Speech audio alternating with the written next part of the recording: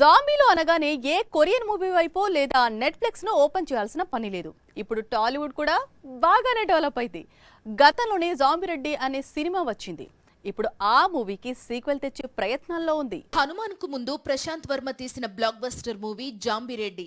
జాంబీలతో పెద్ద ప్రయోగం చేసి భారీ హిట్ కొట్టాడు ప్రశాంత్. పనిలో పనిగా తేజ సజ్జాను హీరోగా నిలబెట్టాడు. ఇప్పుడు ఈ సినిమాకు సీక్వెల్ తీసేందుకు సిద్ధమవుతున్నాడు. కానీ ప్రశాంత్ డైరెక్ట్ చేయడం లేదు. మరో దర్శకుడికి అవకాశం ఇవ్వబోతున్నాడు. అతను ఎవరో కాదు, రానా నాయుడు సిరీస్ డైరెక్ట్ చేసిన సుపర్ణ వర్మ. హీరోగా మాత్రం తేజ కంటిన్యూ కాబోతున్నాడు. మరోసారి జాంబీలను కంట్రోల్ చేయబోతున్నాడు. ప్రస్తుతం తాను నటిస్తోన్న మిరాయ్ షూటింగ్ పూర్తి కాగానే జాంబిరెడ్డి 2 సెట్స్ పైకి వెళ్లనుంది. దాదాపు 125 కోట్లకు పైగా బడ్జెట్ తో జాంబిరెడ్డి సీక్వెల్ ను ప్లాన్ చేస్తున్నారు. టాలీవుడ్ లో చిన్న సినిమాలకు సీక్వెల్స్ తీస్తూ బ్లాక్ బస్టర్స్ కొడుతున్నాడు నాగవంశీ. ఇప్పటికే Tillu square, mad square movies తో భారీ కలెక్షన్స్ చూశాడు. ఇప్పుడు జాంబిరెడ్డి సీక్వెల్ నిర్మించేందుకు సిద్ధమవుతున్నాడు. తొలి భాగాన్ని డైరెక్ట్ చేసిన ప్రశాంత్ వర్మ సీక్వెల్ కు కేవలం స్టోరీని మాత్రమే అందిస్తున్నాడు.